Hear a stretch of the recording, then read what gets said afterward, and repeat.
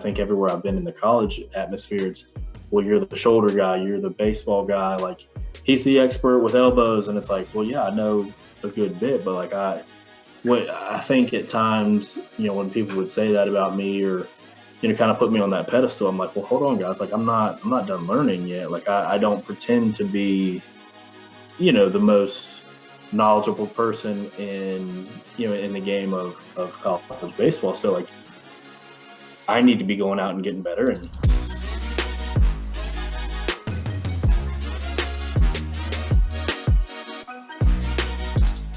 welcome to the Talking Shop podcast, where I'm here to share stories, lessons, and experiences in sports performance and professional development. I'm your host, Matt Tometz, and today I'm joined by Brandon Golden, a performance coach for the Los Angeles Dodgers, who has had a ton of experience in and around baseball, college, professional strength and conditioning, recently coming from East Carolina University as an assistant S&C coach. He also has experience from Charleston Southern. He was a GA at St. John's, along with experience from High Point, Mississippi State, Wake Forest, and USA Baseball as well. So someone who has been a ton of places, seen a ton of stuff, has reached a very exciting point in his career of recent, which hopefully we will get into, with the LA Dodgers, who are definitely making a huge name for themselves and continuing just with the success that they are lined up for. And they added another awesome coach to their staff. And Brandon, I'm very fortunate to call him a friend of mine. He is one of the products of just my crazy networking journey that I talk about way too much on my podcast, but I'm just super grateful for people like yourself that continue to give me your time and insights. And I couldn't be more grateful. So I've enjoyed our friendship thus far, and I'm excited to have this platform to help share your story. So first, how are you doing today? And second, doing great, man. What is the story kind of most fundamental leading you to your career? So without X, you would not be here. Yeah. First of all, thanks, Matt, for having me. This is, the stuff you've been doing has been awesome, man. And I've enjoyed our friendship likewise. Yeah, I think the biggest thing, man, I think you look back to, my first introduction to strength and conditioning. Everybody always talks about it can't just be one thing, but one of the biggest things, I kind of got two things for you off that question, but one of the biggest things is back when I was at High Point with, Ryan Billings and Tim Wright, just the way that they showed me the way that things were going to be done. They put me in a position that allowed me to fail or succeed. And it was just based on what I put in. And, the more I put in, the more they put in to me. And it was just, it was an unbelievable, experience early on in my career after graduating from ECU, going back home to High Point and, working with those guys. I was working with Tim, doing some Olympic weightlifting, learning how they taught it there at High Point, learning how to Olympic weightlift myself. And, it was in the summertime before anybody was even there. And it was just an unbelievable opportunity to learn things the right way. And,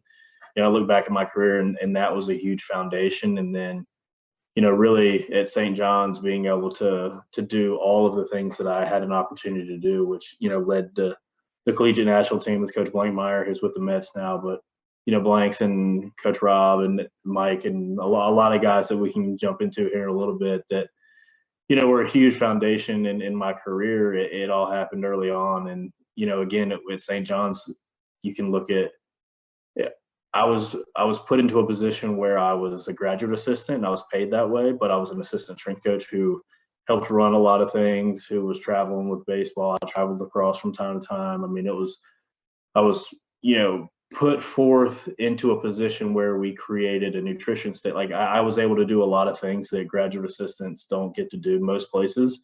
And it's all because, people trusted me and, I trusted them that going to a school like that, St. John's, and completely out of my element. Like you mentioned, I'm from North Carolina, went down to Mississippi State, and the next thing I know, I'm in Southside Jamaica, Queens, like not knowing what in the world's going on. It's just a completely different culture. So it was tough, but like the whole baseball staff, Court Mascara, who's a, pitching coach at Maryland now, was, huge for me. And yeah, I guess those two places and a whole bunch of people are responsible for a lot of the, the groundwork that was laid for me to be able to kind of build off that and, obviously be with one of the best teams in all of professional sports with the Los Angeles Dodgers now is a huge accomplishment, and I'm just excited to be here and working with this unbelievable staff. So yeah, it's been awesome so far, man.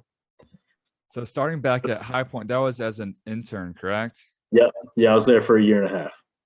So that kind of being the first moment, the first kind of coaches that you referenced, do you remember kind of the first few conversations, or whether it was just instilled from day one that you have to kind of go out of your way, or that the coaches are super open to helping, or was it more like you kind of sought out all of these opportunities, or kind of your first experience in S&C? How did that, was it more like they fostered that, or was it you kind of making it happen, or yeah? Yeah. I think a little bit of both, but mostly them pushing me in the right direction. I think if you were to talk to any of those guys, and Andrew Crossley came in, who's the director at High Point now, towards the middle, maybe early on, and excuse me, in my time there. But those guys led me in the right direction. They never told me, hey, like, you have to do things this way, you have to do this. But it was more of like, hey, this is the way things are done, and if you want to be great, it was just like I saw how they did things on a daily basis, and I saw how they ran things, and they quickly put me into a position where it was like, all right, it's time to sink or swim. And at times I sunk early on, and they taught me how to swim, and it was an awesome experience where I had cheerleading, men's and women's cross country, both golfs that I was programming for pretty early on in that year and a half. And then I got to run a group of lacrosse players on my own, and I'm functioning as an assistant to those guys when they're having to run new meetings, because there was only 2 strength coaches on staff at the time when I was there, and I was able to be there from 5 in the morning till 1, until I went and worked my full-time job. And it was just, man, it was unbelievable. But I think back to the question, sorry, is like, I think it's more or less of like they led me, and it was never like, hey, this is how it has to be. But like watching them and how they interacted with athletes, how they planned, how they functioned as a strength and conditioning professional in the Division I landscape, like, just said, like, all right, if this is something that I want to do, then I need to act X, Y, and Z, the way they're acting, and prepare myself, and all the things that come along with that. So I think they led me and pushed me in that direction. And then when I needed something, once they saw it, well, it's just like anything. Once people see that you're all in, they're all in on you too. So I think it took a little bit for them to see that I was all in, because I didn't know what it was all about, and got that explanation and that vision, and got to see what it was about. And then it was fun, it was on, and I got to do some really cool things there.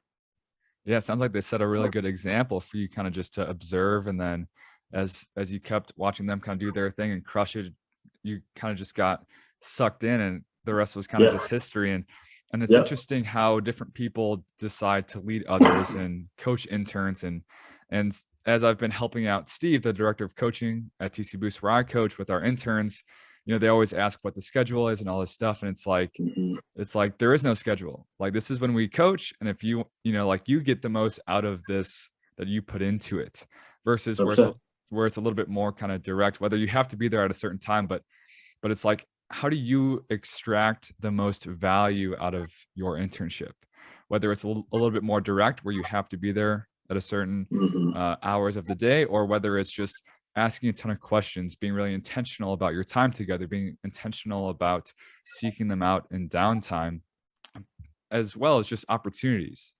And a lot of the teams that you mentioned might not be the big ticket, the sexy sports, but, a phrase in just a lot of the podcasts that I've hosted on my own, but also for Samson Equipment, is like, not to go kind of logo chasing, and if you can't crush those small ticket sports, then what makes you think that you can crush the big ticket ones? So it just sounds like it was quite the recipe of really awesome coaches to be led by example, as well as them to kind of suck you up and take you under their wing when the time was right, as well as just the opportunity. And I think that there's a lot to be said being led by others to kind of push you in the right direction, nudge, as you said, but also you have to kind of pull them back. So it sounds like that was quite a super foundational opportunity to have those coaches to learn and then have those opportunities to kind of seize. So that was a pretty cool part. Yeah, no doubt, man. It was awesome. It was unbelievable. And I've had people like that throughout my whole career. You know what I mean? Like it's all every place I've been, I've had people that, you know, from all sorts of different departments that have had a huge impact on, you know, what I'm doing and who I am as a person and, you know, where I am today. So along the many universities that you've been to, how do you traditionally go about leading interns, GAs? What's kind of your general style of doing so? Yeah, that's a great question. When I was at East Carolina, I got to, you know, be the intern director and run a lot of our stuff there. And I think at times I learned that, you know, everybody's not the same and one program doesn't work for everybody. And just, you know, because I had the experiences I had doesn't mean I need to go out and impart those exact same experiences. I think early on in my career, I think I was like, okay, let me show them exactly what I learned. If they learn what I learned, then they'll be able to go, you know, kind of the same progression that I did. And I think I failed early on with that. And, you know, kind of reflecting back on that, like, I don't think, and when I say I failed, I don't think I did as good of a job as I could have. And I think the latter part of my time at East Carolina, I took a step back and, you know, had a group of coaches that were working on it with me. We were kind of co-coordinators on it with, you know, Lauren Calder, who's still there at East Carolina, and then Brandon Lee, who's down at Georgia Southern. All three of us would come together and we would, you know, bounce ideas off of each other, and we would talk about the individual interns and, you know, who they were as people and what they needed. And I think that's where you really get, I think that's where the magic happens, so to speak. I think like when you're able to take your personal opinion out of it, which is tough to do as a human, obviously as a coach, like, you know what works, you know, like if the whole old saying, if it ain't broke, don't fix it, like is a thing no matter what we're doing. So I think it was good for me to be able to say like, okay, hey, here's what I want to do, guys. What do y'all think? And they're like, yeah, I understand what you're trying to do, but that's not going to work for him. That's not going to work for her. Like, let's come at it at a different realm. And I'm like, yeah, sure. Like, y'all take the lead on it, do it. And then it was an opportunity for me to be an assistant to them and kind of them lead me at certain times. And, you know, it helped me with some of my leadership skills too. But I think, you know, one thing with interns is I think I just got done reading, you know, I was telling you about that book, The Power of Moments. I just got done reading that and it was awesome. I recommend it, by the way. It's phenomenal.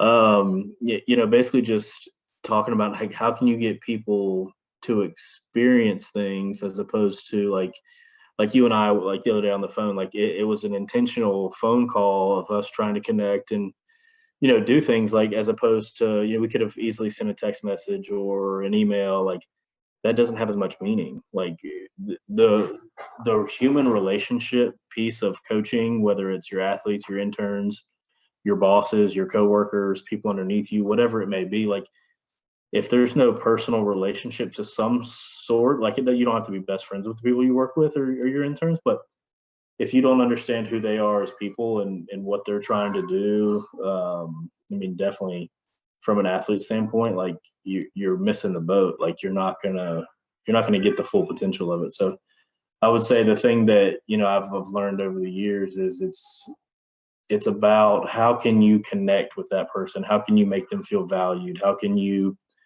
push them with them knowing you have their back and them not just like, oh God, this guy's on my tail every day about, you know, making sure the equipment's clean and blah, blah, blah, blah. And, you know, they see it as, you know, a punishment as opposed to what it truly is. It's you're learning how to care for the weight room in the way that it needs to be cared for. And, you know, all those things. So I think that would be, you know, the biggest thing, Matt, is just the relationships and trying to understand who people are. And it's tough for me because when people don't have the same, I guess, drive or passion or like the visibly and vocal, like, hey, this is my purpose, this is my passion, like I struggle with that at times. So I think I've been able to take a step back and say, okay, like maybe they do have that the same way I do. It's just for different things in a different environment. So yeah, I think relationships and being able to meet somebody where they are and then to be able to pull them along where you see the potential for them to be is huge for anybody.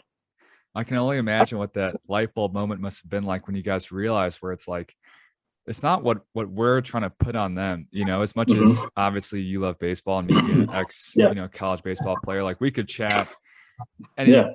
rep soda, all this stuff all day long, but if someone has the last, that's the last sport that they want to do, it's like, why do we have to put all this stuff on them? It's like who do they need me to be for them? Like Exactly. why are they here? Where do they want to go? And like Yeah. speaking on relationships and connecting with people, imagine if an intern walks in day one, you got big bad Brandon Golden, walking up, big boss Brandon Golden walks up and goes like, why are you here? Where do you want to go? And how can I help you get there? The fastest, most efficient way possible. Yeah. Versus like, hey, here's a spray bottle of, XYZ. And then, just like the power of moments, stacking moments, if you know that like someone has a cross country background, and then even if that's not their sport, but you say, hey, come to my meeting with the cross country coaches, and just like stacking those moments of just like being intentional about inviting them to certain things, or letting them listen in on certain conversations, or giving them assignments that are a little bit more tailored to their interest, as opposed to strictly just following the protocols because you came up with the protocols once, years before that person was even in the facility. So I bet that conversation was super fruitful, and it's crazy how like it makes so much sense, but like it took a while to kind of get there. But really just taking a step back, it's like, why am I here? Why are they here? And how do I kind of put those things together?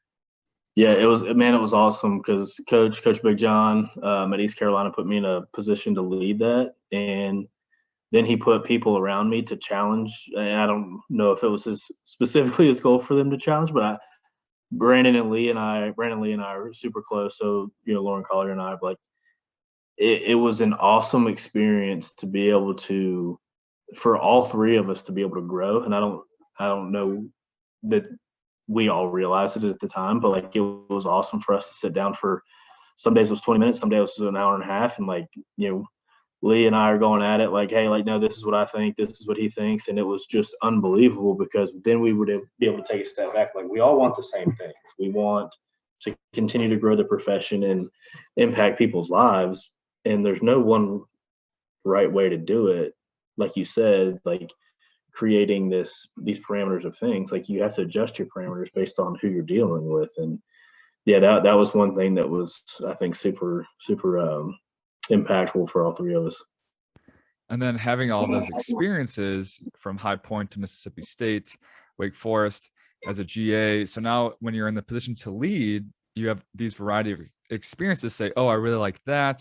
That really stuck out to me, how this one coach did it or said it, or that one little assignment, I liked it, but I think I'll tweak it that way. And then consequently putting it together with the who's in front of me, just it's a simple conversation. It's a simple question. Not that it's easy to have, but and it's not the easiest to answer, but sometimes you can use some silence, or you say, here's the question, I'll give you a week to think about it and then get back to me, as opposed to just trying to rush into it and just like put the protocols, whatever it may be. And I can only imagine what kind of experience that your interns had, and I'm quite jealous of them. Yeah, I mean, some of them, and I think, yeah, I'll be honest with you, I think some guys had better experiences than others just because we did a better job towards the latter part of taking a step back and learning, and not like you said, like it was it was interesting because we would have a curriculum and we'd say, all right, here's our curriculum, and we would just go with our curriculum, and then we were like, okay, well, like, how can we make, like, if we truly want to do this, why are we doing this? Okay, we want to impact people, we want to grow the field. All right, if we want to impact people and grow the field, then how can we just continue to say that this curriculum is the best thing for everybody when we haven't even met, like you just said, we haven't even met these people yet. So like it was an eye-opening experience. I think a lot of people, I think our interns got to learn a lot of different things. That's one positive thing from it. They were able to see some baseball stuff when we're hosting regionals, which was awesome for anybody, as to be around that. And they got to be with some men's and women's basketball programs, and everybody trains out of one weight room there, so it was pretty impactful. I think just the interactions probably were better towards the end, just because of we were able to take a step back and learn from some of the things that we were doing early on, which was great for me, great for them, great for the department. Fantastic. And of course, hindsight's always 2020. You know, you needed Yeah. all of those, not bad, but just those experiences to be, stepping stones onto what's next. But super, super cool, fundamental, foundational kind of start to your story. So that's kind of the beginning ish. And that has helped create the lens in which you view your job, do performance, all that stuff. But let's get on to the middle. The coolest story thus far in your career. So if you had to, some stranger on the street, you say, "Hey, I'm a Yeah. performance coach," and they say, "Hey, just tell me one story." What would you say? Probably the conference championship when I was with GA at St. John's, the Big East tournament. We were in the Big East tournament. We had won the regular season that year, number 1 seed. Our Ryan McCormick, he got drafted by the Rockies later that year. Basically, long story short, he started early on in the tournament. This was, the 4th game of the tournament. He comes back. Basically, we throw our closer out there, our setup guy, Thomas Hackemer, who's with the Twins right now. And normally when Hack walked out of the bullpen, the game was over. People started packing their stuff up like it was a wrap. But that did not happen this game. Stuff started to hit the fan. Mac was down on the pitching chart with Corey. He tosses. I'm out in the bullpen. He tosses the chart down, runs down to the bullpen, and I see him. This is at TD Ameritrade, by the way, in Omaha. And he runs out there, and I'm like, oh man, it's pretty cool. Like they're sending Mac down here like this. He's gonna pitch, and so they called down on the radio on the phone, and Corey's like, hey man, I don't know what Mac's doing down there, but like don't let him touch a baseball. And I was like, well, he's already playing catch, so like, what do you want me to do? And he's like, well, ask him how he feels. And I turned to him like, hey, like, how you feeling? He's like, I feel great. He was telling him if he makes a mound visit, I'm coming in this game. And I was like, hey, Corey, Ryan said if you walk out there, like if you or Blanks go to the mound, he's running out of the bullpen. So just so you know that.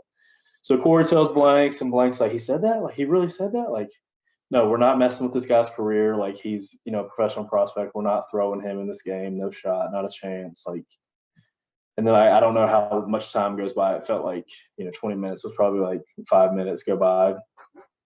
Danny Benindetti, who was our first base coach, volunteer, calls down, and he's like, yeah, get him going again. And I'm like, all right, yep, sounds good. And I'm like, Ryan, hey, let's get rolling. Corey calls down again, and he's like, hey, why is he throwing? I'm like, I don't know, dude. Danny keeps calling down here, said let's get him rolling. I was like, all right, let's get him rolling. And, Blanks is all fired up. Like, he can't be throwing. We're not doing this. We're not doing this. So Corey runs down there, and he's like, put the ball down. You're not throwing. This isn't going to happen. And he's like, Moose, if you walk out there, I promise you I'm coming in this game. So, like, y'all are going to have to fight me off the mound, whatever, blah, blah, blah. He tells Blanks that. Corey goes back down to the dugout, tells Blanks. Blanks is like, he said that? He said that? All right. Tell him he's got the ball. Tell him he wants it. He's got it. So they walked out. He goes out there. I don't remember exactly what happened. I know he struck out, a couple guys, and we ended up winning the Big East championship, which was super cool.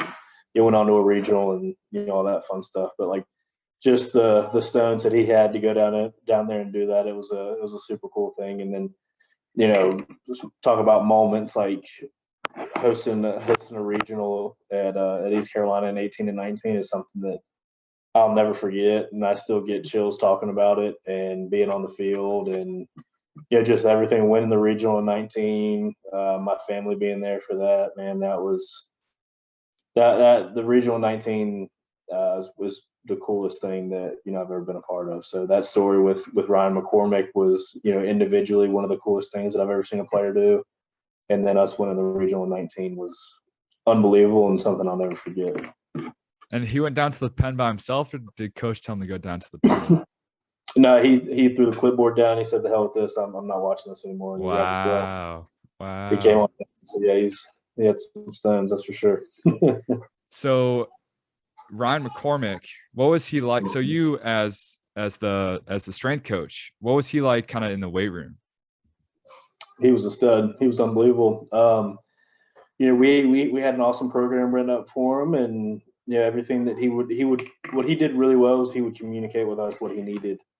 So if it's a lower body day and he's like, hey, X, Y, and Z's barking or whatever the case may be. Like, he communicated very, very well for us to be able to, manipulate his plan for what would, be conducive for success for him out there on the mound. And, that's the biggest advice I have to any college professional, players is it's your career, it's your body. You're the one, especially from a pitching standpoint, like you're the one going out there and throwing the baseball. Like, we know pitching mechanics, we know strength and conditioning, we know, workload, all the stuff that, from the science standpoint that we know, but the one thing we don't know is how they feel and, how they respond to certain things all the time to a certainty. So I think that communication from him was huge, and, it was one of the reasons we were really good that year.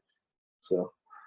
And I'll tie this. I'll tie this back into kind of the intern chat we had earlier, where it's the same thing, whether it's for players or for interns. It's like, I'm here to help you do, get that GA spot, get that job, or I'm here to help you, just achieve your dreams of whether it's playing professionally or just having a really solid career. But it's like, that's my half of the responsibility. My expectations for you is to communicate. If it's an intern, it's like, hey, here's my schedule. These are the teams that are coming in. These are when I have some downtime to chat. And then this is just my experience. This is my expertise. And then you just fill in the dots on what you want to get out of kind of our relationship. And then same thing with the athletes, where it's like, right, this is the program, but this is not the end all be all. If you guys tell me how you're feeling when you're walking in, if you guys, just take onus on your recovery and stuff, and you crush that, then we can do the fancy, the sexy training, But if you're crushing 5.5 hours of sleep a night, and your body's never 100%, then it's like, can you really complain that, you're doing relatively basic stuff? But that just comes back to a simple, not an easy conversation, but it's just like, why am I here? Why are you here? And then kind of, how do we put that together? Here's what I'll be doing, and here's what I expect from you. So it sounds like he had a pretty good grasp on his end of the relationship. Yep. And that's, from my, I guess, experiences and, things like that. That's why it was so important for me, looking back to, be at practice every day, to be at games, to be at everything they do. And, that's the way it was from St. John's all the way till, through East Carolina and now. And, out here with the Dodgers like that, I was at everything they were doing. So, like, you're able to build relationships. You're able to, like, you're putting them through some hard stuff and, through some adversity that is some of the most challenging stuff they've done. But at the end of the day, you're there and you're able to talk baseball with them, and you understand what pitches they throw and how their body looks when they do it well. And if they screw their back foot in the ground, how they'll get more movement on their two seam or whatever the case may be. Like, they trust you as a person. So they obviously trust you as a coach. Like, if they, again, like, without relationships, like, none of it means anything. You know what I mean? Like, you can have the best scientific baseball brain in the world, but if they don't trust you, they're not going to come to you. They're going to go to somebody else. So there's so much to be said about simply just being there. And me at TCU doing sports science for the beach volleyball team, it was the first day, and I'm just like in the sand, socks off, shoes off, and they're just, just like scrimmaging. And I just go up to like one of the girls who wasn't playing, and I was like, how do you pick which girl to serve to, because it's 2-on-2 and you have to serve to one of them. Yeah. And then she kind of just laughed at me. And then she was like, wait, he's being serious. I'm like, yeah, like, I've never, I've seen it on the Olympics, but like, and then that was just like so huge for me. Cause then we just had this in-depth conversation. I just learned all of this stuff about beach volleyball.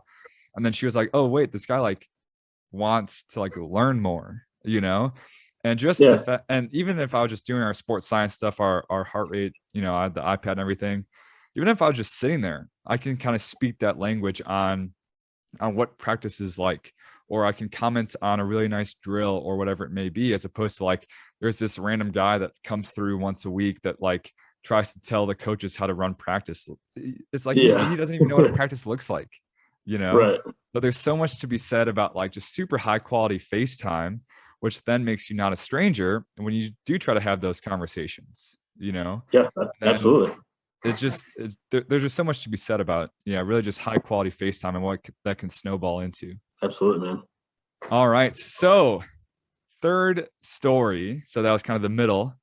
Thus far in your career, we got a big, awesome career kind of coming up with the Dodgers and whatever is next. But kind of looking back, what was the proudest story you have thus far? The biggest kind of full circle moment, if you had to pick one. Yeah, probably Turner Brown, who was an everyday shortstop for the Pirates at East Carolina. Coached him from his sophomore year all the way through his senior year. Probably when he told me that he wanted my son to be in his wedding as the ring bearer. I think that was, for me, like it's one of the coolest moments. And Hudson, who's 3, he's out in the other room. Sorry if y'all can hear him. He's kind of loud. But we'll be going back this summer, and Hudson will, take the ring down to Turner, and it's super cool. And I had a picture in my office at East Carolina, and that still got in a box here somewhere. But after we won the regional in 19, there's a picture of Turner. Turner's on his knee throwing the ball with Hudson, and I'm just kind of like off to the side, like just smiling at both of them, because it's super cool when you, like you said, when you have those relationships with your players and then they have those relationships with your son. It's unbelievable, man. Like it's hard to describe, and it really has nothing to do with baseball or strength and conditioning, but it's that he cares about my son to want him to be in his wedding, and the most memorable day of his life is pretty cool, man. It's crazy how it starts about training and baseball and S&C, but that's really not what it's about. And that's been a consistent theme in a lot of the stories that I've heard from, all of the amazing professionals and friends that I've had on TSP thus far. I think it'll be episode 97, if I'm not mistaken, is like whenever it comes time to reconnect with the athletes or just get together and share stories, it's like no one's talking about maxes, no one's talking about kilos or whatever it may be. And it's just so funny where it's like, that's technically why we're here, or that's what starts it all, but that's never really what it's about, or that's never really kind of how it ends. Right. So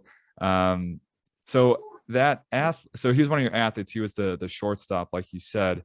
Was he one that kind of gravitated towards the training and kind of the off the field stuff, and that's how you were able to make more of a relationship with him? Or did Hudson kind of just gravitate towards him whenever you brought him out to the field, or kind of how did that come to be?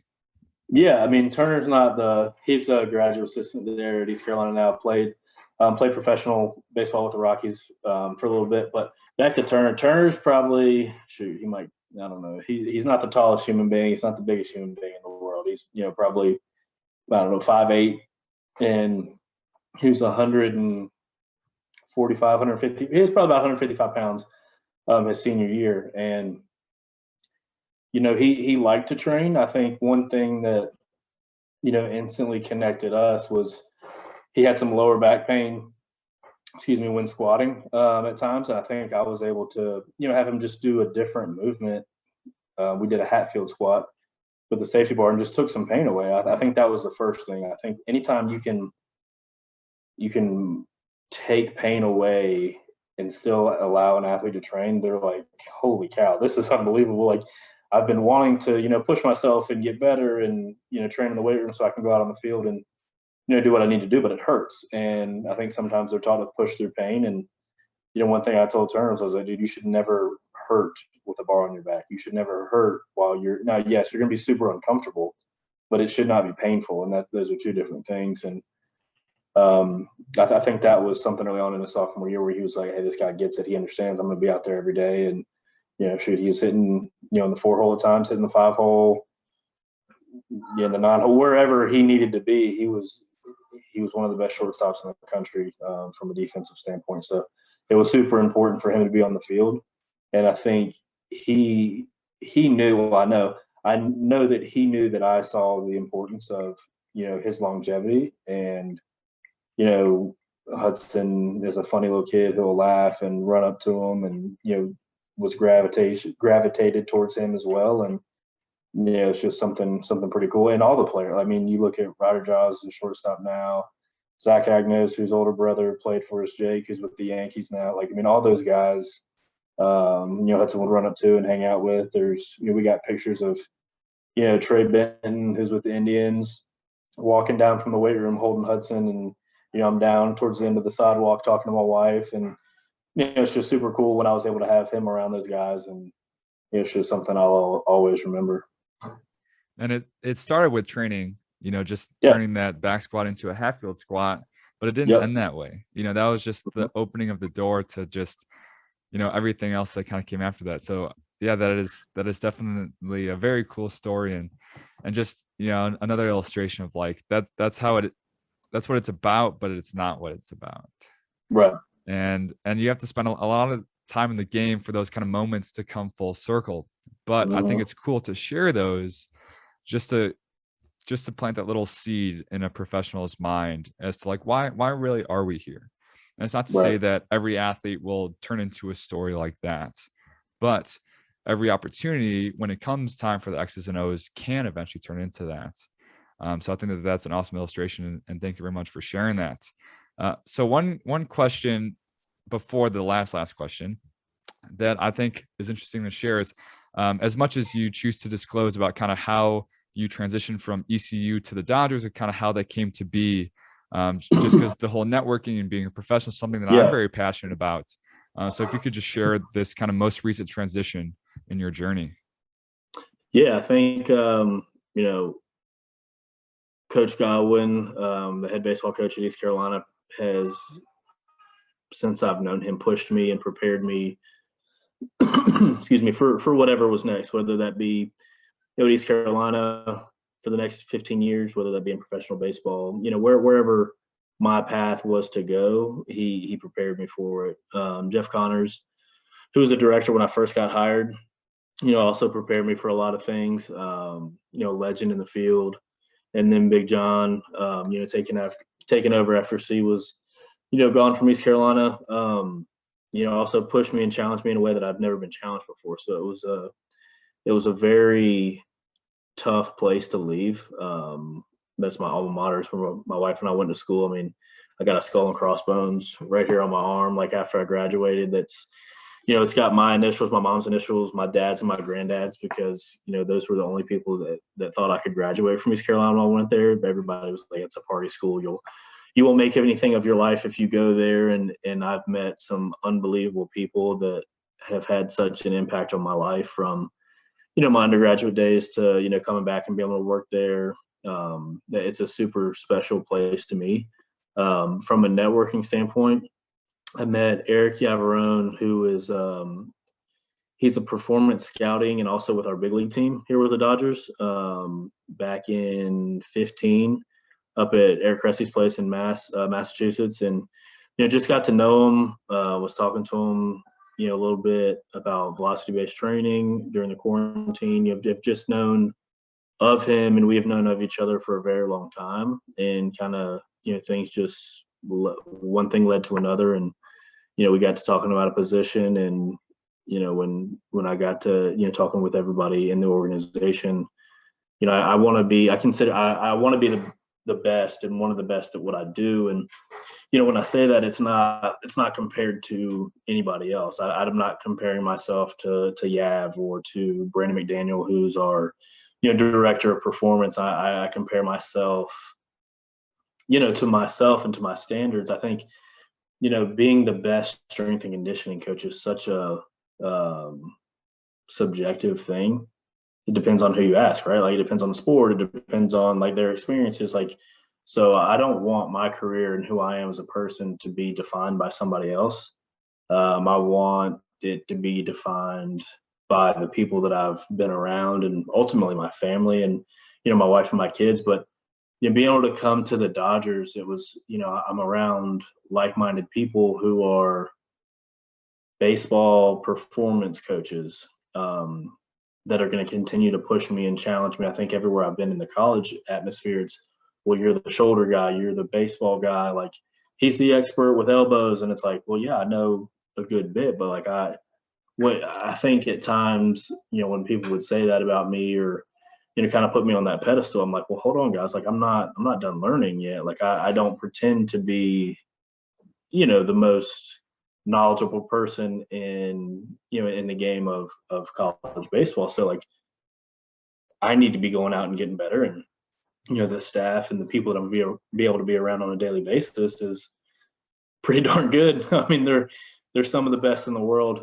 in my opinion, the best in the world at what we're trying to accomplish.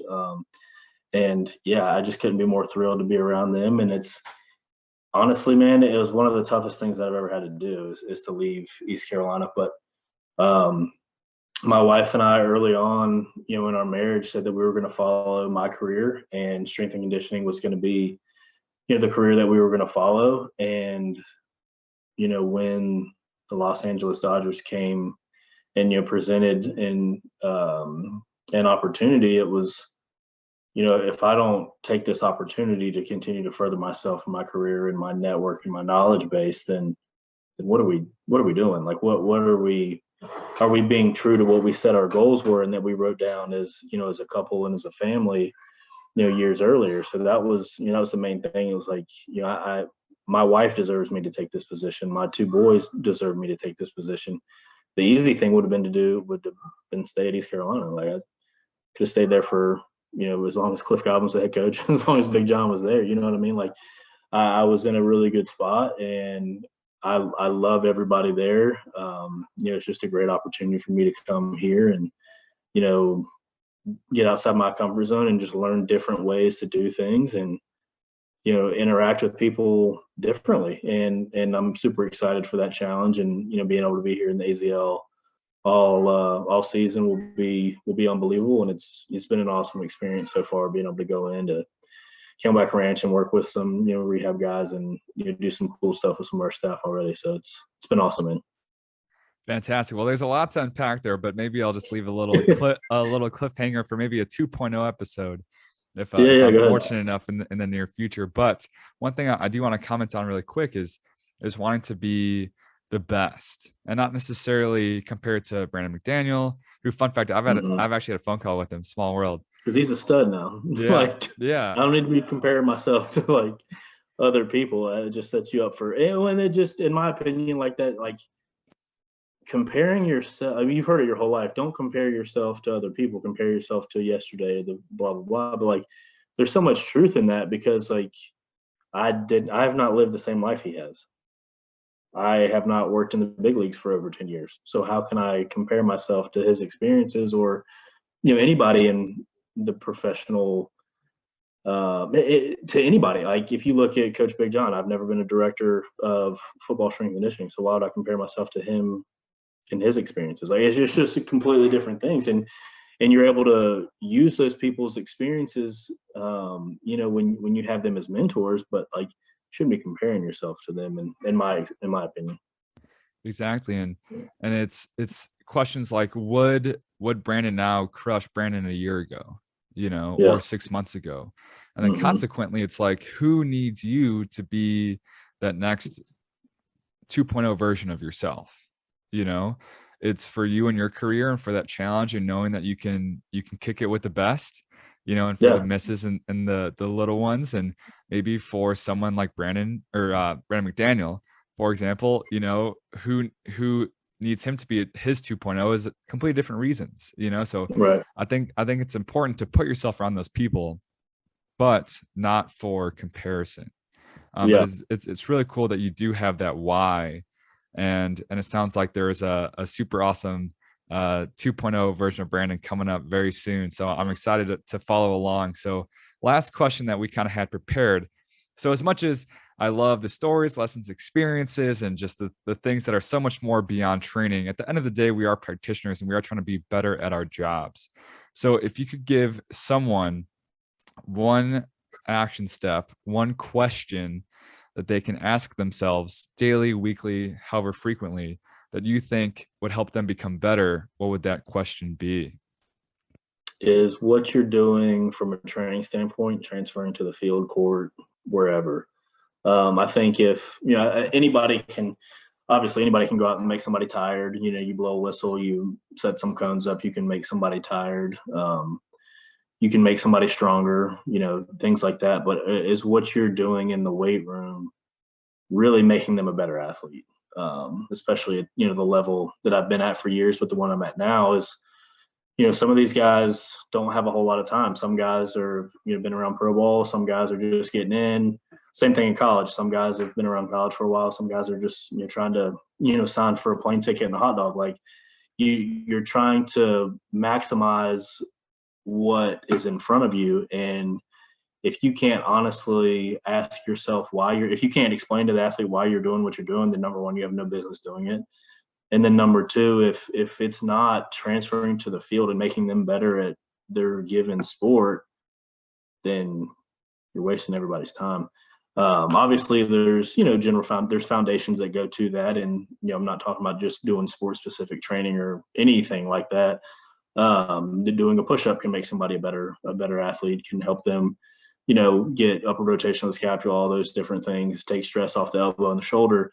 If they do a push-up correctly. So I think as long as you have a sound program and you have a sound why behind what you're doing, and it makes them a better player, then you're doing the right things. Boom. And we will finish on that. So I want to say thank you very much for your time, but consequently for your time, I'm now opening up the floor to you, rolling out that red carpet. You can plug whatever you want to plug, whatever handles you want to throw out there, where people can kind of get more of you. The floor is now yours. Yeah, man. Thank you for this. This was awesome. Looking forward to, apparently the next one that we're going to chop up and get some stuff rolling. So that'll be fun. You can, my social media stuff's at Coach B Golden, Twitter, Instagram. That's it. Trying to helping out with some PBS, CCS, the Professional Baseball Strength and Conditioning Coaches Society Instagram. So I was fortunate enough to be able to help out with that and around some awesome coaches. So we're actually having a webinar April 10th, and just go check out the at PBS CCS for more information. And I put all the stuff that's posted on Instagram is what I post, and and working with a lot of our board and a lot of our members. So just go check it out and see what's going on with some articles and all the cool stuff in professional baseball. Fantastic. So all that will be in the show notes and the description. So thank you very much again. I'm looking forward to sharing these awesome stories with everyone else, and I'm looking forward to the next one. Absolutely, man.